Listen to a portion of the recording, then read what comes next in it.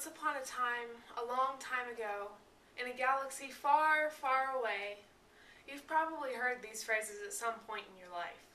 And you probably also know that shortly afterwards follows a long tale about dragons and knights, or something much like it. One thing that these stories always have in common is a sense of good and evil. The dragon is usually the evil villain, and the knight is usually the brave and pure-hearted soul who slays the dragon to save the beautiful damsel in distress. While there might be an evil knight every so often, there's never a good dragon in any of the classic stories. Now, why might that be? Well, in medieval times, the griffin, with the body of a lion, the head and wings of an eagle, and the tail of a serpent, was used to symbolize the Church of Christ. Its purity, its strength, its righteous anger. The dragon, however, was always used as a symbol of Satan. The serpent creatures with their bat-like wings were the epitome of evil in the old stories. Why would that have changed? It has changed, obviously, and considerably. Books and movies today portray dragons as noble and misunderstood creatures that can be our friends if we would just stop slaughtering them. Dragons are chaotic creatures with righteous, albeit nasty tempers, but they are simply misunderstood by us horrid humans.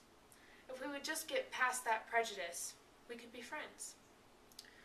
Doesn't it worry you that the ancient image of evil is now being manipulated into a misunderstood but genuinely friendly beast?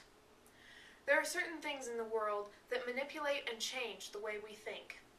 We read our modern literature, we listen to our contemporary music, we watch our cool new movies, and we bask in the security of our progressive ideals. All of these things influence our thoughts. All of these things change our outlook on life. And all of these things are extremely dangerous. The world today is a sinful, wicked place full of war and sickness and evil. Not that it was ever any different. Humans are essentially wicked creatures, and they've never been much of a hand at doing good.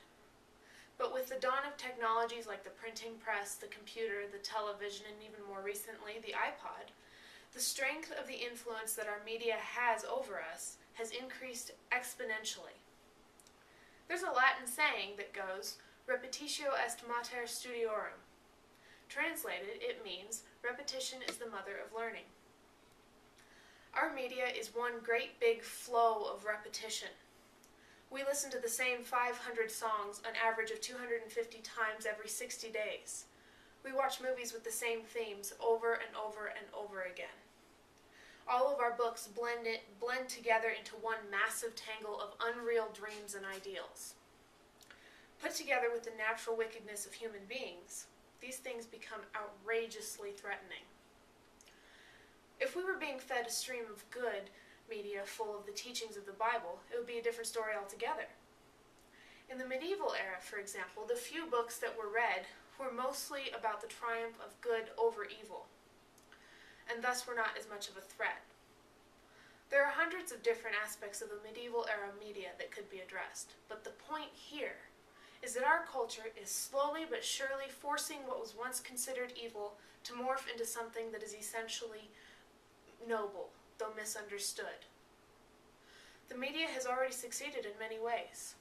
It has made that which was once horrible, awe-inspiring. It has made that which was once dishonorable, honorable.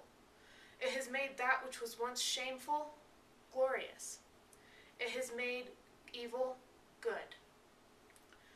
Our very civilization is rotting from the core like an old dead tree full of worms.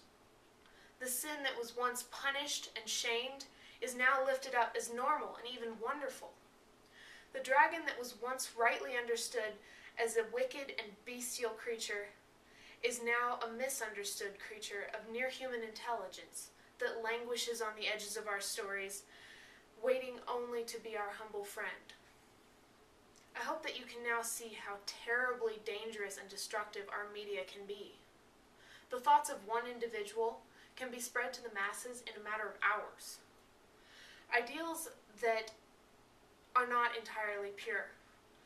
If that one individual happens to think that sin and debauchery is the way to go, then a good number of the masses will undoubtedly be persuaded to agree with him, simply because they'll hear the same thing over and over and over again.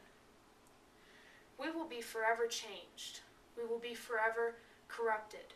We will be forever lost, all because of one misunderstood dragon.